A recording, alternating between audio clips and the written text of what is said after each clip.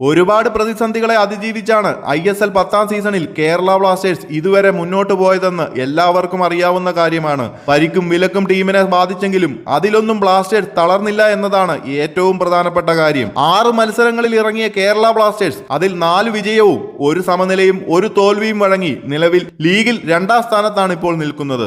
ഇപ്പോഴും ബ്ലാസ്റ്റേഴ്സ് ടീമിലെ പല താരങ്ങളും പരിക്കിന്റെ പിടിയിൽ തന്നെയാണ്. അതിനിടയിൽ സന്തോഷകരമായ ഒരു പ്രഖ്യാപനമാണ് കേരള ബ്ലാസ്റ്റേഴ്സ് ഒഫീഷ്യൽസിന്റെ അടുത്തു നിന്നും ഉണ്ടായിരിക്കുന്നത്. ടീമിന്റെ വിദേശ സെന്റർ ബാക്കായ മാർക്കോ ലെസ്കോവിച്ച് പരിക്കിൽ നിന്നും മുക്തനായി ടീമിനൊപ്പം പരിശീലനം തുടങ്ങിയെന്നാണ്. അടുത്ത മത്സരം കളിക്കാൻ ക്രൊയേഷ്യൻ താരം തയ്യാറാണെന്നാണ് റിപ്പോർട്ടുകൾ. ഈ സീസണിൽ ഇതുവരെ ഒരു മത്സരം പോലും ടീമിനായി കളിക്കാത്ത താരമാണ് ലെസ്കോവിച്ച്. എന്തായാലും കഴിഞ്ഞ ദിവസം ബ്ലാസ്റ്റേഴ്സ് മധ്യനിര താരം ഫ്രെഡി ബൈക്ക് അപകടത്തിൽ ടീമിൽ നിന്നും മാറി നിൽക്കുന്ന അവസരത്തിൽ ലെസ്കോവിച്ചിന്റെ തിരിച്ചുവരവ് ബ്ലാസ്റ്റേഴ്സിന് ആശ്വാസമാകും. 2021 ക്രൊയേഷ്യൻ ക്ലബായ ഡൈനാമോ സഗ്രാബിൽ നിന്നാണ് ലെസ്കോവിച്ച് കേരള ബ്ലാസ്റ്റേഴ്സ് ടീമിലേക്ക് എത്തിയത്. അതിനുശേഷം ഇതുവരെ ടീമിന്റെ പ്രധാന പ്രതിരോധ താരം 32 വയസ്സുള്ള താരം തന്നെയായിരുന്നു. 36 മത്സരങ്ങൾ ടീമിനായി കളിച്ച താരം 1 ഗോളും നേടിയിട്ടുണ്ട്. അടുത്ത മത്സരം ഹൈദരാബാദ് FCക്കെതിരെ കൊച്ചിയിലാണ് ബ്ലാസ്റ്റേഴ്സ് കളിക്കുന്നത്. ഇവാനാശാന്റെ വിശ്വസ്തനായ താരത്തിന് ആ മത്സരത്തിൽ അവസരം നൽകുമോ എന്നാണ് ആരാധകർ പ്രധാനമായും ഉറ്റുനോക്കുന്നത്. കാരണം വിലക്ക് ലഭിക്കുന്നതിന് മുൻപ് നടന്ന മത്സരങ്ങളിൽ